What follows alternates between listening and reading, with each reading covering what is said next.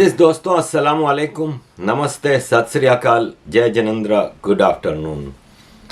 अजीज दोस्तों, पाकिस्तान के हवाले से काफ़ी चीज़ें हैं। उस पे जाने से पहले एक छोटा सा आपके सामने केस रखूँगा। एक्ट्रेस हैं काजोल, और इन्होंने अभी एक स्टेज पे इनको बिठाया गया था और वहाँ पे इन्होंने हमें कुछ ज्ञान दिया कि एजुकेशन बहुत ज़रूरी है। और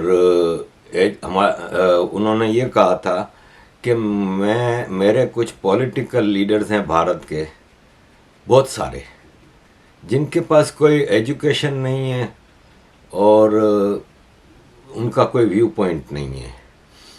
बाद में ज़ाहिर है जब बहुत ज़्यादा शोर शराबा हुआ तो उन्होंने ट्वीट कर दी कि मैं सिर्फ एक पॉइंट अबाउट एजुकेशन और उसकी इम्पोर्टेंस के बारे में दे रही थी।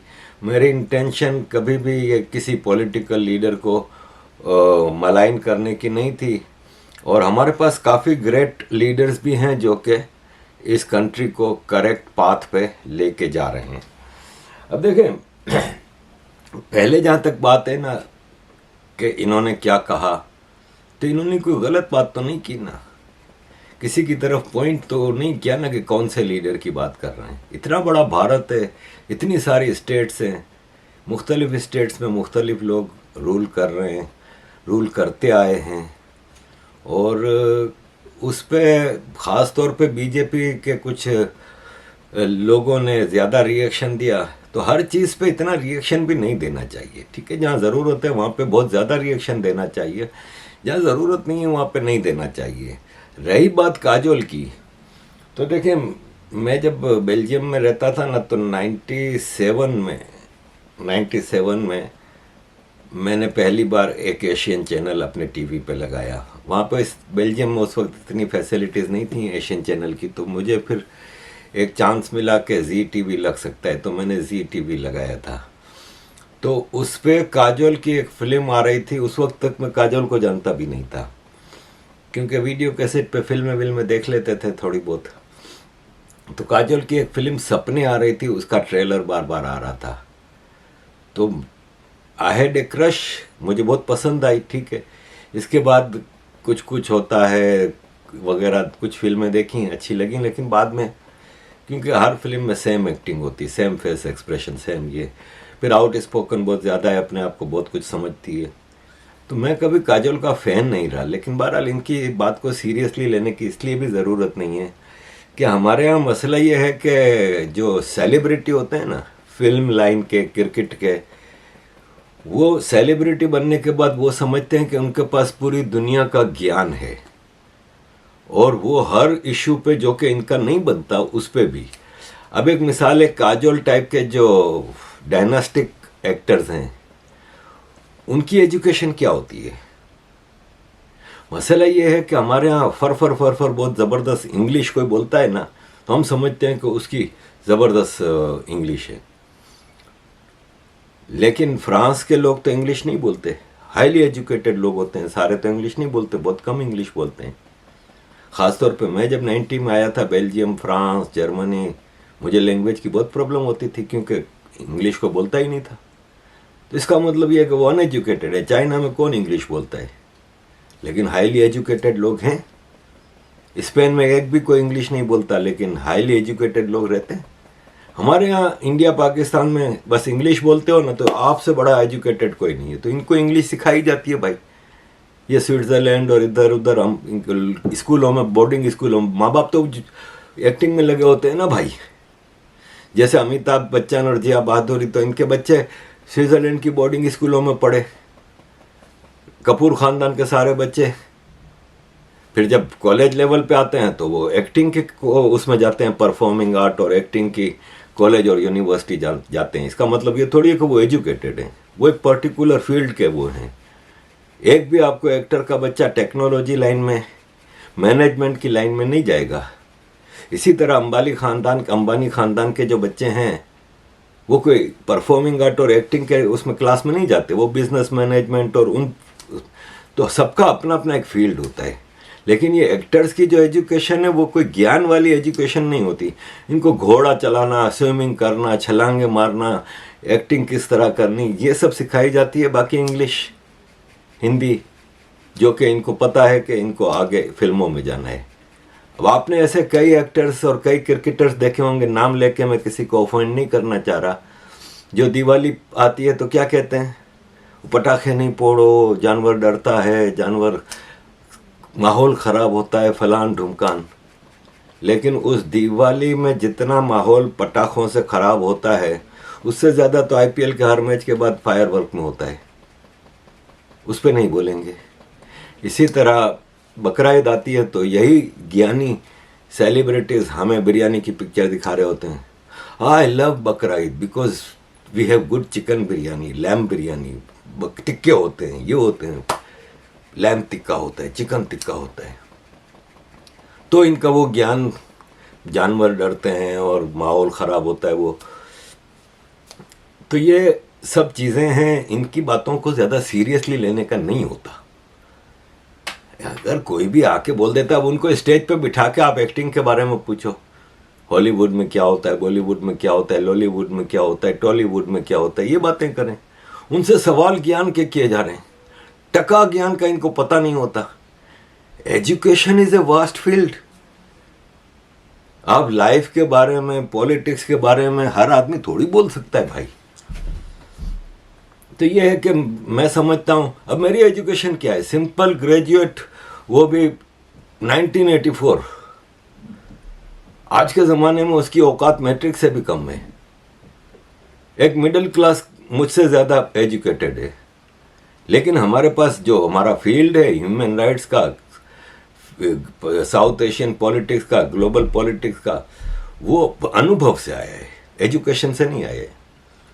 किसी स्कूल में, कॉलेज में ये सब चीज़ें हमने नहीं पढ़ी। अब जैसे हमारे एक दोस्त हैं, उनका भी मैं नाम नहीं लेना चाह रहा, मेरे पर्सनल दोस्त हैं वो, तो वो एक बहुत बड़े टीवी, पाकिस्तान के टीवी चैनल से अटैच्ड हैं और काफ़ी कुछ। तो उन्होंने अभी एक पोस्ट लगाई फेसबुक पे कि यहाँ पे हर आदमी यूट्यूब पे बैठ के भाषण देने के बाद समझता है कि वो जर्नलिस्ट बन गया, तो वो जर्नलिस्ट थोड़ी है। तो फिर कौन है जर्नलिस्ट? मैंने उनसे भी वो शिकवा किया था कि आप इस तरह की बात करके क्या साबित करना चाह रहे हैं? भाई जर्नलिस्ट की भी क्या करता है? वो उसने लिखा था कि ये लोग समझते हैं कि जर्नलिज्म यही है, जर्नलिज्म इससे बहुत ऊपर की चीज़ है। अच्छा भाई क्या चीज़ है? रिपोर्टिंग ही करते हैं ना मुख्तलिफ चीज़ों पे। ये तो नहीं है कि अमेरिका में कुछ हुआ इसके बारे में आप लिख रहे हैं तो आप अमेरिका में बैठे हैं। आप भी रिसर्च करते हैं, न्यूज़ जमा करते हैं, इंटरव्यूज़ करते हैं, बातें करते हैं, वही चीज़ हम कर रहे हैं।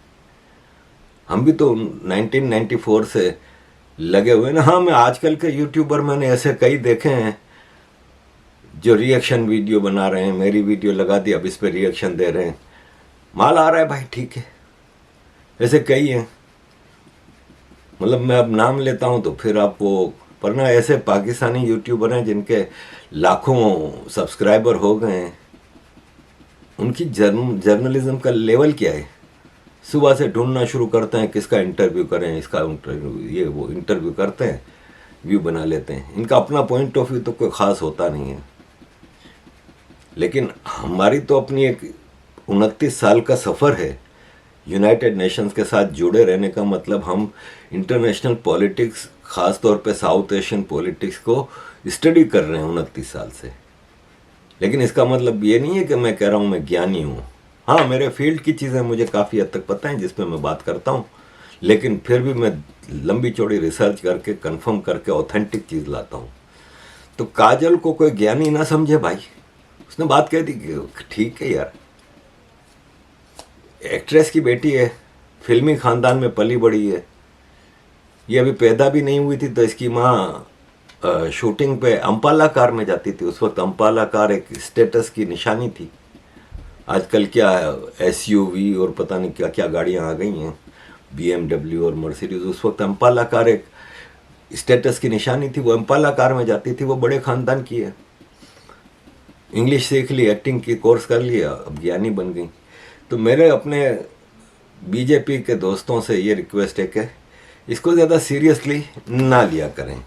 जैसे ये एक हमारे और ज्ञानी हैं प्रोफेसर अशोक स्वाइन, ये कह रहे हैं पाकिस्तान की इस्टेब्लिशमेंट इमरान खान से इतनी डरती है कि इसकी पिक्चर को ब्लर कर दिया और ये वो। ठीक है, आई ऑल्सो एग्री कि आपको इमरान खान या किसी भी पॉलिटिशियन, अल्ताफ़ हुसैन का भी आपने फ़ोटो नाम लेने की पाबंदी लगाई है 2016 से, अब इमरान खान पे, इससे क्या आप अचीव कर लोगे? ठीक है ना। लेकिन अशोक स्वाइन को इधर क्या, इमरान खान की वकालत, तो अशोक स्वाइन का और ऐसे जो दूसरे अमेरिका यूरोप में anti BJP anti India elements हैं ना, जो पाकिस्तान से उनका कनेक्शन बनता है, कहीं ना कहीं से इनके पेरोल लगे हुए होते हैं। तो यही अशोक स्वाइन का है। भाई मुझे तो फौरन ब्लॉक कर दिया, जवाब नहीं था, मैंने 2-3 बार सवाल किए, जवाब नहीं होता। हम नहीं करते इस तरह, हमें कोई सवाल करता है आपके सामने रखता हूँ, गाली देता है वो करता है, तो मैंने कभी किसी को गाली वाली नहीं दी, ना अशोक स्वाइन को, ना अवैसी को। इस तरह के कुछ लोगों ने मुझे ब्लॉक किया हुआ है, तो करो भाई, जब तुम्हारे पास जवाब नहीं। हाँ, तुम्हारी रोजगार है, तुम्हारी जिंदगी इन पैसों पे चलती है। अजीज दोस्तों, पाकिस्तान चलते हैं। IMF ने जो पीपल्स पार्टी और PTI के लोगों से मीटिंगें की, वो दुनिया के किसी भी सॉवरेन स्टेट का काम नहीं है कि उनकी पॉलिटिकल, चले गवर्नमेंट से भी IMF भीख मांग रही है, गवर्नमेंट तो IMF मिलती है, वो तो बनता है। पॉलिटिकल पार्टीज से, ओपोजिशन पार्टीज से आप सबके घरों में जाके मिल रहे हैं, ये तो पाकिस्तान की टोटल सॉवरेनिटी के खिलाफ है। और इस पर पीपल्स पार्टी के रज़ा रब्बानी ने कड़े हाथों लिया है कि पाकिस्तान ने अपनी फाइनेंशियल सॉवरेनिटी तो गिरवी रख दी थी, अब पॉलिटिकल सॉवरेनिटी भी गिरवी रख दी है। ये ऐसा ही है जैसे इंडिया में जब ईस्ट इंडिया कंपनी आई थी, इंग्लैंड की, बंगाल के ज़रिए, कलकत्ता के ज़रिए, उन्होंने मुख्तलिफ राज्यों में अपना काम शुरू किया था, तो वहाँ के राज्यों से नेगोशिएट करके, कुछ पैसे खिला के, कुछ करके इजाज़त ले ली थी कंपनी डालने की, और फिर कंपनी की सिक्योरिटी के लिए इंग्लैंड से आर्मी बुलाई थी। और इस तरह आहिस्ते आहिस्ते आपने देखा कि पूरा ईस्ट इंडिया कंपनी ने पूरा भारत कैप्चर कर लिया। तो वही रज़ा रब्बानी ने कहा कि ये ईस्ट इंडिया कंपनी, आज की ईस्ट इंडिया कंपनी है जो पाकिस्तान में आ गई है। तो बिल्कुल रज़ा रब्बानी, आपको क्या नहीं पता? आप पॉलिटिकल सॉवरेनिटी की बात कर रहे हैं, मैं कह रहा हूँ टोटल सॉवरेनिटी आपने अमेरिका और चाइना के कदमों में रखी हुई है। आपका मुल्क है ना, एक पैसे का टैक्स नहीं लगा सकता बगैर किसी की इजाज़त के। आपका मुल्क यूं हिल नहीं सकता इधर उधर, आप कुछ भी नहीं कर सकते, आप टोटल डिक्टेशन पे हो।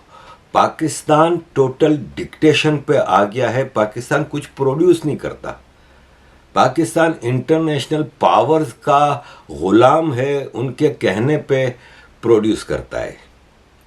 Terrorism, proxy Wars, lobbying, propaganda war, ये सब चीज़ें जहां अमेरिका को, चाइना को लगता है ज़रूरत है, वहां पे शुरू करता है पाकिस्तान। अदरवाइज पाकिस्तान और किसी काबिल नहीं है।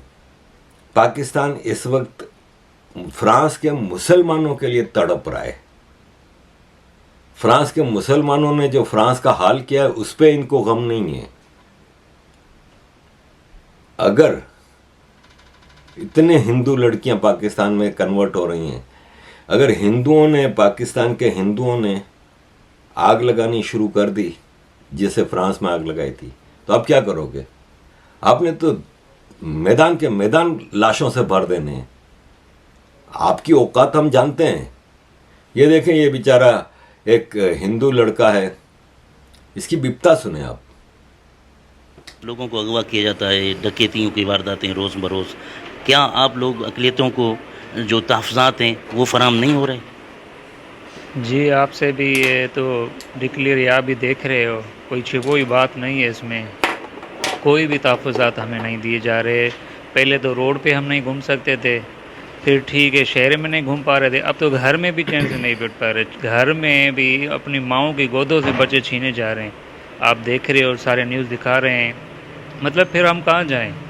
हम जो बनिए लोग हैं, हम धंधोड़ी बिजनेसमैन लोग हैं, हम कोई और कारोबार या कोई ये वो काम तो नहीं करते। अगर वही भी चैन से नहीं कर हमें अपने ये करने देंगे तो जाहिर सी बात है हम माइग्रेट, दूसरा कोई ऑप्शन ही नहीं ना हमारे पास, क्या करेंगे। तो अजीज दोस्तों, सिचुएशन ये है कि ये प्रोफेसर हैं प्रदीप कुमार कुरुलकर। ये भारत के साइंटिस्ट हैं और defence research and development organisation में भारत के जुड़े हुए हैं। ये हेड, पुणे की एक लैब के हेड हैं। इनको एक पाकिस्तानी महिला ने व्हाट्सएप पे कांटेक्ट किया, ज़ारा दासगुप्ता के नाम से, और ये उसके प्यार में मुब्तला हो गए क्योंकि उसने इनको कुछ अपनी वीडियोस और फोटोज़ और भेजी और ये इनके प्यार में मुब्तला हो गए और उसको फिर भारत के सीक्रेट चीज़ें देनी शुरू कर दी। जैसे कुछ भारत के सीक्रेट प्रोजेक्ट्स हैं ना, ब्राह्मोस मिसाइल के लॉन्चर, यूसीवी अग्नि मिसाइल लॉन्चर और दूसरी इस टाइप की चीज़ों के बारे में इन्होंने इन्फॉर्मेशन देनी शुरू की। अब सवाल यहाँ पे ये पैदा होता है कि आपको प्यार हो गया। अब एक मिसाल है, एक डॉक्टर को किसी से प्यार हो जाता है तो वो उसको क्या गुर्दे फेफड़े इंसान के जिस्म के अंदर की इन्फॉर्मेशन देता है कि आज मैंने फलां ऑपरेशन किया, उसके अंदर इस तरह गुर्दा काटते हैं, इस तरह पथरी निकालते हैं, ये वो। आप अपनी प्रोफेशनल चीज़ें इंतहाई केयरलेसनेस है ये, और इसमें आपको नज़र आ जाता है कि पाकिस्तान टोटल इन्वेस्टमेंट किन सेक्टर्स में कर रहा है। पाकिस्तान का मसला ये है कि वो भारत दुश्मनी में अपने आप को जला देता है। इस पे अभी एक हमारी बहुत अच्छी वो एक हैं ज्ञानी जो वीडियोस बनाती हैं धर्म के हवाले से भारत की, उन्होंने एक कहानी सुनाई थी कि भगवान से एक आदमी रोज़ रो रो के मांग रहा था कि मुझे ऐसी पावर दो कि मैं जो चाहूँ मुझे मिल जाए। तो भगवान ने आखिर उसकी सुन ली, लेकिन भगवान ने कहा कि भाई तुमको मैं जो चीज़ दूंगा ना, तुम्हारे पड़ोस वाले को उससे डबल दूंगा। तो उसने कहा ठीक है, बगैर सोचे समझे। अब उसको वो पावर मिल गई। उसने कहा मुझे मर्सिडीज गाड़ी चाहिए, आ गई मर्सिडीज गाड़ी, लेकिन पड़ोस के घर के बाहर 2 गाड़ियां खड़ी हो गई।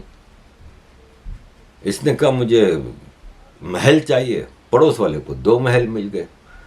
उसने कहा मुझे अपना पर्सनल हवाई जहाज चाहिए, पड़ोस, अब वो परेशान हो गया। उसने कहा यार ये तो पड़ोस वाला जिसको कि मैं पसंद नहीं करता वो तो मेरी वजह से कमाई जा रहा है। उसने कहा अब इसको कोई नुकसान पहुंचाऊं।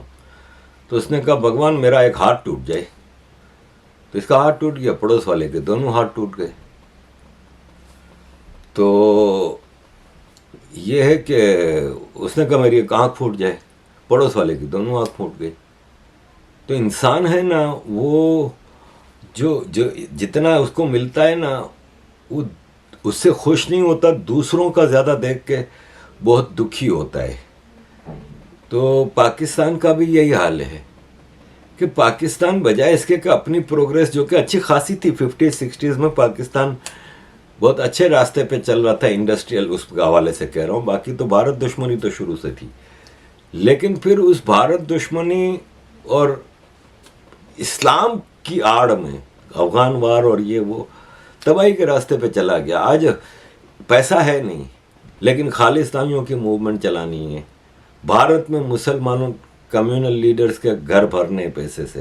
भाई ये डीमोनिटाइजेशन सबको पता है अब तो कि उसका नुकसान टोटल पाकिस्तान को हुआ, क्योंकि आईएसआई ने नोट छापने की मशीनें लगाई हुई थी।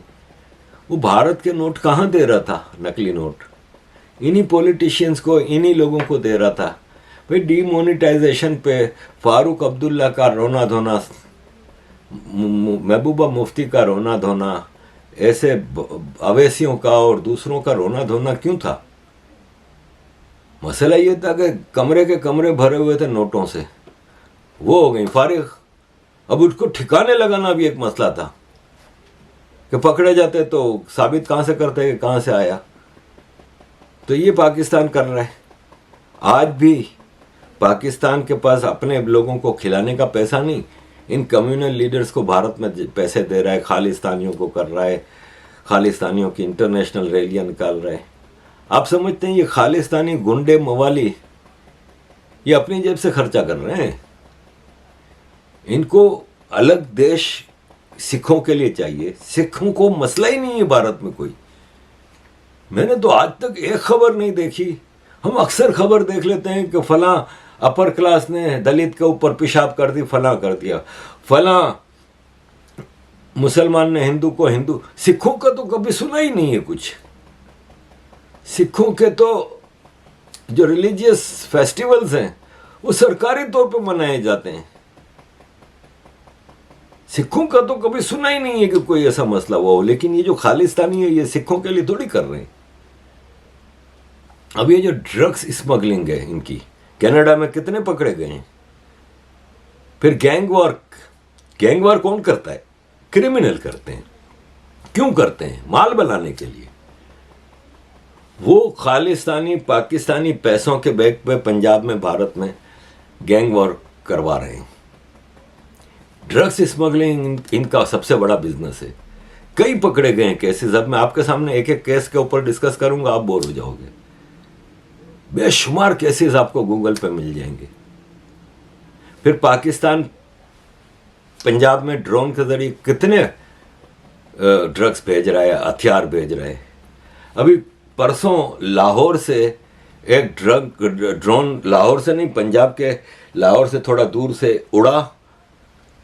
रास्ता उसका वाघा बॉर्डर था, लेकिन वाघा बॉर्डर से पहले, लाहौर क्रॉस करने के बाद वाघा बॉर्डर से पहले गिर गया या गिरा दिया गया, किसी ने गिरा दिया। वो ड्रग से भरा हुआ था। तो ये खालिस्तानी जो हैं वो टोटल आईएसआई के पैसे पे। तो पाकिस्तान का मसला ही यही है कि वो भारत दुश्मनी में अपना नुकसान कर रहा है। अब क्या है कि वो कहानी जो मैंने आपको अभी सुनाई थी कि भगवान ने उसको वरदान दे दिया, उस कहानी को मैंने बहुत पहले दूसरे हिसाब से भी सुनी थी कि जब उसको वरदान मिल जाता है, वो सब चीज़ें मांगता है, तो वो अपनी बीवी, उसमें यह था कि तुम्हें जो मिलेगा तुम्हारी बीवी को डबल मिलेगा। तो बीवी को मिलता क्या, तो इसको बहुत गुस्सा आया। तो इसने कहा कि ऐसा करते हैं कि मैं कुछ ऐसा मांगता हूं कि बीवी मर जाए। तो उसने कहा कि भगवान मुझे हल्का सा हार्ट अटैक दे दो। इसको हल्का सा हार्ट अटैक हुआ, बीवी को डबल हल्का हार्ट अटैक हुआ, बजाय इसके कि ज़्यादा होता। तो ये चीज़ें हैं कि अगर दुनिया में कोई नेचर है जो देखता है इन चीज़ों को, तो कारमा जिसको कहते हैं ना, तो पाकिस्तान की हरकतों पे पाकिस्तान को ये सब चीज़ें हो रही हैं। अजीज़ दोस्तों, मैं कुछ ज़्यादा ही आपके सामने एक और ख़बर रखूँगा कि पाकिस्तान में इलेक्शन होने वाले हैं। 13 अगस्त को पाकिस्तान के अभी गवर्निंग पार्टी के एक मिनिस्टर ने कहा है कि 13 अगस्त को पाकिस्तान की असेंबली की टर्म पूरी हो रही है। तो इसलिए 13 अगस्त से 3-4 दिन पहले असेंबलियाँ डिज़ोल्व हो जाएंगी और केयर टेकर सेटअप आ जाएगा और नवंबर में इलेक्शन होंगे। तो नवंबर के इलेक्शन के लिए बिलावल भुट्टो और आसिफ जरदारी ये पूरी आर्मी के साथ सेटिंग करके बैठे हुए हैं कि, और इनको ओवर कॉन्फिडेंस भी है, क्योंकि जिस हिसाब से इन्होंने सिंध टेक ओवर कर लिया है ना, इस बार मैं आपको बताऊं सिंध से 90% सीटें ले जाएंगे ये, बल्कि 90% से भी ज़्यादा। एक आध कोई निकल गई तो निकल गई, वरना ये ले जाएंगे। तो अब इनको ख़तरा हो गया है, क्योंकि वो जो लाइफ टाइम डिस्क्वालिफिकेशन थी ना नवाज शरीफ की और जहांगीर तरीन की, वो ख़त्म हो गई है। 5 साल की डिस्क्वालिफिकेशन मैक्सिमम हो सकती है। ये नया कानून आ चुका है, पास भी हो चुका है, एक्टिंग प्रेसिडेंट ने साइन भी कर दिए हैं। तो अब अगले इलेक्शन में नवाज शरीफ एक स्ट्रॉन्ग कैंडिडेट है और जहांगीर तरीन सरकारी पार्टी जो लोटा पार्टी बनी है उसका कैंडिडेट है। नून लीग ने कह दिया है कि नवाज शरीफ हमारा कैंडिडेट होगा। तो अब जरदारी को काफ़ी फिक्र फाके हो गए हैं। तो आर्मी से तो सेटिंग कर ली थी, अब इसने क्या किया कि जैसे ही टोक्यो से आया ना, तो इसको जाना था अमेरिका, क्योंकि पाकिस्तान के फैसले वॉशिंगटन में होते हैं। जनरल हमीद गुल ने बहुत पहले बता दिया था एक इंटरव्यू में कि पाकिस्तान का आर्मी चीफ, प्राइम मिनिस्टर ये अमेरिका की मर्जी से आर्मी लगाती है। तो अब ये भागा अमेरिका। पहले तो इसने कोशिश की कि कोई सरकारी दौरा हो जाए, लेकिन सरकारी दौरा हो नहीं सका, क्योंकि अभी तो घूम फिर के आया है अमेरिका से, कोई इनविटेशन नहीं मिला। तो अभी पर्सनल ट्रिप पे अमेरिका गया है और ये वहाँ पे लॉबिंग करने की कोशिश कर रहा है अमेरिकन स्टेट डिपार्टमेंट में कि आपको जो भी चाहिए हम करने को तैयार हैं। एज ए प्राइम मिनिस्टर मैं पूरा पाकिस्तान आपके आगे रख दूंगा। तो सुना यही है कि अमेरिकन ने यही कहा है कि भाई साहब तुम क्या, कोई भी आता है वो यही कंडीशन पे आता है और पूरा पाकिस्तान तुम्हारी तो औकात नहीं है, आर्मी हमारे लिए वो करती है। तो अभी तक इसको अमेरिका से सपोर्टिंग हैंड नहीं मिला तो ये वहाँ पे पहुँचा है। अमेरिका नवाज शरीफ को भी शायद एक्सेप्ट ना करे। हो सकता है कि बिलावल भुट्टो जिस हिसाब से अमेरिका के और पाकिस्तान आर्मी के जूते चाट रहा है, इसको शायद वो मिल जाए प्राइम मिनिस्टरशिप। इस दौरान इमरान खान को डिस्क्वालीफाई करने के लिए पूरी कोशिश हो रही है। अभी भी अदालतें काफ़ी हद तक इमरान खान को रिलीफ दे रही हैं, लेकिन अब आर्मी ने अदालतों को भी टाइट कर दिया है। तो अभी तोशाखाना केस में अदालतों ने इमरान खान को बरी कर दिया है, लेकिन 9 मई के जो हंगामे, जलाओ, घेराव, पथराव कोर कमांडर हाउस, GHQ पे, उसमें जितने भी केसेस हैं उन सब में इमरान खान को नॉमिनेट कर दिया गया है। तो केयर टेकर सेटअप आने से पहले इमरान खान को तो फारिग कर दिया जाएगा।